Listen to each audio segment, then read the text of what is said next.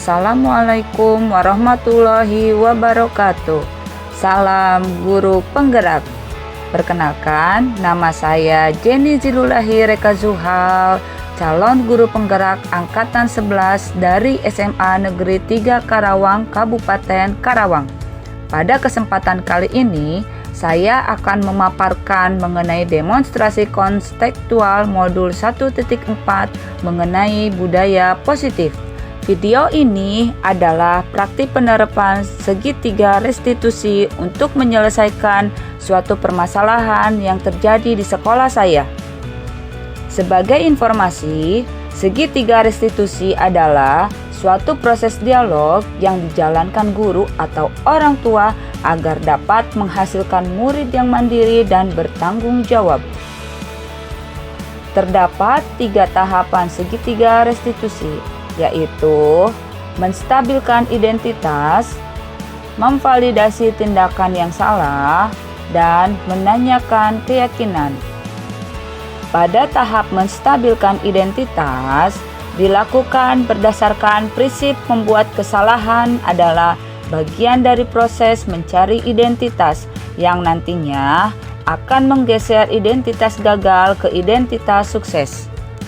Selanjutnya, pada tahap validasi tindakan yang salah dilakukan dengan berdasarkan prinsip setiap perilaku berupaya memenuhi suatu kebutuhan tertentu. Guru akan bergeser dari pemikiran stimulus respon menjadi proaktif, sehingga dengan mengenali dan mengakui kebutuhan murid akan memperbaiki hubungan dengan murid. Tahap terakhir adalah menanyakan keyakinan. Pada tahap ini, murid akan diberi pertanyaan-pertanyaan bermakna untuk memunculkan motivasi secara intrinsik, sehingga mampu mengaitkan keyakinannya dengan tindakan yang salah.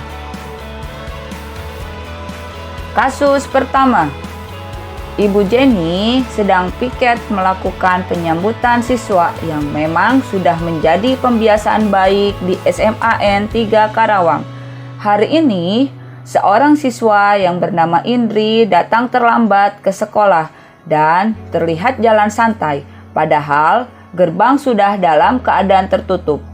Selain itu, Indri juga tidak memakai seragam sesuai peraturan yang telah ditetapkan.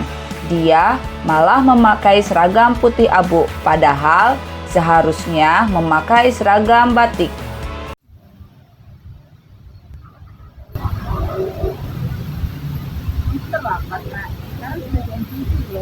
Saya Bu, kenapa kamu tidak memakai baju batik? Ya, Tak dulu Mas Agus. Oke. Sekarang kan jadwalnya pakai batik juga ya harusnya. Jadi nanti kita istirahat sama saya ya. Kita ngobrol ya. Ya, kita ngobrol ya. Baik Bu. Nak, Indri, kenapa kamu datang tidak tepat waktu? Dan kamu, saya lihat, terlihat sangat santai ketika berjalan. Padahal saat itu gerbang sudah tertutup. Padahal kan kamu tahu, Nak, kalau kamu itu sudah terlambat. Kenapa kamu bisa sesantai itu? Kamu datang ke sekolah. Itu Bu, saya terlambat karena saya semalam membantu ibu saya menjaga adik saya yang sedang sakit. Dan kenapa saya berjalan santai? Karena sebenarnya saya sedang mengumpulkan keberanian saya Bu, karena saya tahu saya datang terlambat. Oh begitu ya, oke Nak, saya paham dengan alasan kamu datang terlambat dan malah terlihat jalan santai ketika gerbang sudah tertutup. Setelah mendengar penjelasanmu tadi. Iya Bu, itu alasan saya mengapa datang terlambat dan terkesan jalan santai. Lalu, kenapa sekarang kamu tidak menggunakan seragam batik? Padahal hari ini kan jadwalnya memakai seragam batik. Ini Bu, karena saya bangun kesiangan, saya jadi asal ambil baju karena lupa kalau hari ini adalah hari Rabu. Saya baru teringat ketika saya sudah berada di angkutan umum bahwa saya tidak memakai seragam batik. Oh begitu, Ibu memahami kenapa kamu datang terlambat dan tidak memakai seragam batik. Karena Ibu juga sering kok begadang kalau anak Ibu sakit, dan Ibu juga kadang kalau habis begadang suka tiba-tiba lupa hari ini hari apa, sehingga Ibu juga pernah salah memakai seragam. Iya Bu, saya salah.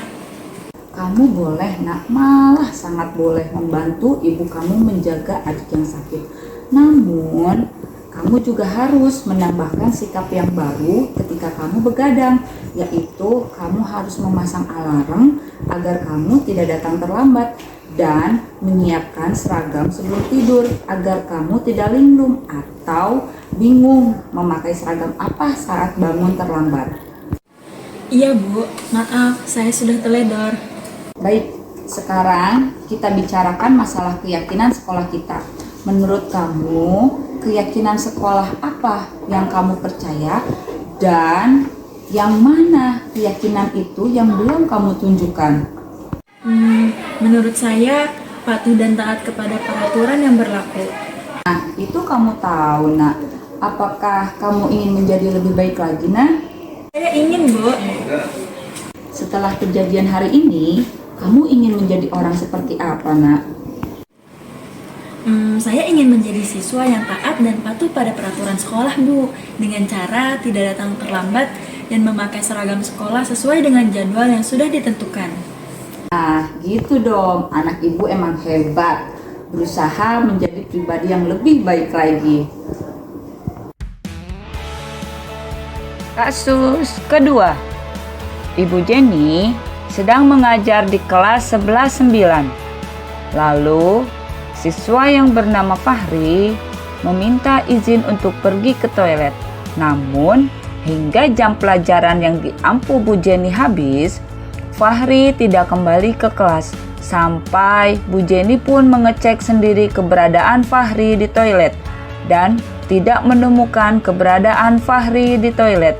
Ternyata, selepas dari toilet, Fahri bukannya langsung kembali ke kelas, melainkan belok ke kantin untuk membeli es. Saya, sebagai guru mata pelajaran, melakukan restitusi dengan siswa tersebut. Mari kita simak video berikut ini.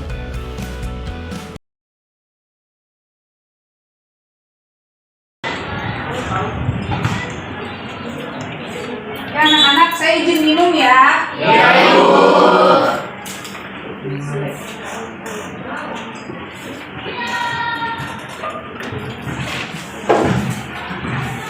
Gimana tugasnya? Aman, Ibu. Aman. Bu, ini apa, Bu? Ya. Oke. Ayo pergi. Bu, Iya. saya izin ke toilet, Bu. Oh, iya, sok silakan. Terima kasih, Bu. Sama-sama.